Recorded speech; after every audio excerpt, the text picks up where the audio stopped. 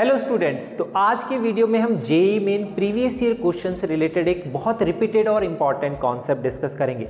अब ये कॉन्सेप्ट सिर्फ जेईई के लिए इम्पॉर्टेंट नहीं है, ऐसे क्वेश्चंस बिट सेट और एनडीए के एग्जाम में भी रिपीटेडली पूछे जाते हैं। तो वो कॉन्सेप्ट क्या है कि अगर एक बाइनोमियल वहाँ पे दिया हुआ है, उस बाइनोमियल में आपके number of rational terms, integral terms, irrational terms, non integral terms, ऐसे क्वेश्चन पूछे जाते हैं। तो उसके लिए हम यहाँ पे देखेंगे जेईई मेन में एक क्वेश्चन पूछा गया था 2024 में, ये वाला। तो इसमें पूछा गया है आपको बताना है नंबर ऑफ इंटीग्रल टर्म्स इस बाइनोमियल एक्सपेंशन में कितनी है।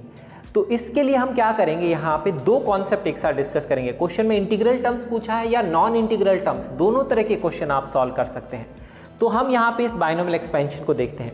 तो अगर आपको नॉन इंटीग्रल टर्म्स निकालना है तो उसके लिए आपको टोटल नंबर ऑफ टर्म्स पता होना चाहिए, और इरैशनल टर्म्स के लिए भी सेम है। लेकिन अगर इंटीग्रल टर्म्स है तो आपको वो निकालने की जरूरत नहीं है, लेकिन टोटल नंबर ऑफ टर्म्स आपको पता होना चाहिए कि कॉन्सेप्ट क्या है, क्योंकि वो भी कॉमन कॉन्सेप्ट है। तो इसमें टोटल नंबर ऑफ टर्म्स कैसे निकालते हैं, बाइनोमियल मतलब अगर दो चीज़ का एडिशन है तो उसके लिए आपको इसकी पावर पे फोकस करना है।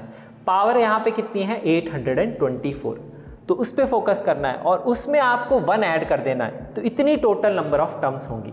तो टोटल नंबर ऑफ टर्म्स कितनी होंगी बाइनोमियल एक्सपेंशन में, इसमें 824 + 1 दैट इज 825 टर्म्स। जब आप इसको बाइनोमियल को एक्सपैंड करेंगे तब वहां पे आपको ये मिलेगी।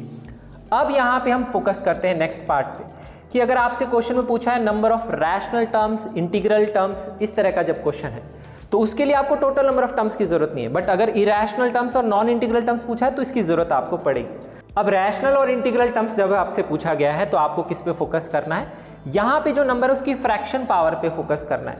और ध्यान रखिए, फ्रैक्शन पावर में ध्यान रखिए ये जो डिनोमिनेटर है ये ऊपर से अगर कैंसिल हो सकता है तो कैंसिल करने के बाद में जो शॉर्टेस्ट फॉर्म है उस पर फोकस करना है। तो यहाँ पे अब ये और तो कैंसिल होगा नहीं, तो जो यहाँ पे फ्रैक्शन पावर उसमें नंबर क्या है 2 और यहाँ पे नंबर क्या है 6। आपको इस पे फोकस करना है 2 और 6 पे।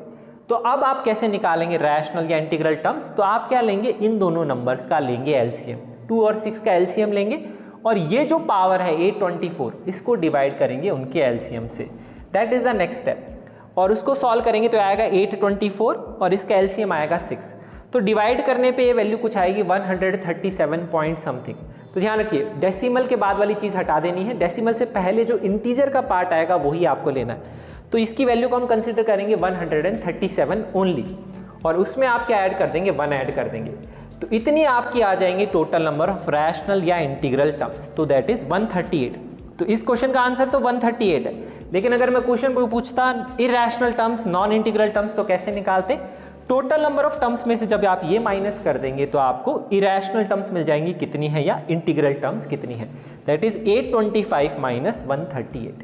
तो इस तरह से आप ये क्वेश्चन सॉल्व कर सकते हैं। तो ये काफी इंपॉर्टेंट कॉन्सेप्ट एग्जाम में रिपीटेडली पूछा जाता है। तो इस तरह का एक और क्वेश्चन है, देखिए जो जेईई मेन 23 में पूछा गया। तो ये क्वेश्चन आप खुद से ट्राई करिए और इसका आंसर डेफिनेटली आप लिखिएगा कमेंट्स में।